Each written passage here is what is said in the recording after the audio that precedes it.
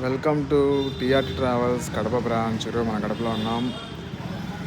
మన దగ్గర తక్కువ రేట్స్కే టికెట్స్ అవైలబుల్ ఉన్నాయి. 15,000 నుంచి 17,000 లోపలనే మన దగ్గర టికెట్స్ అవైలబుల్ ఉన్నాయి. ఇండియా నుంచి కువైట్కి వెళ్ళాలన్నమాట అనుకునే వాళ్ళకి.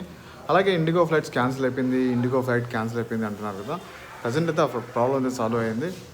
సో రాత్రి కూడా ఫ్లైట్ అయితే కువైట్ నుంచి ఇండియాకి రావడం జరిగింది. అలాగే ఖతార్ నుంచి కూడా ఇండియాకి రావడం జరిగింది.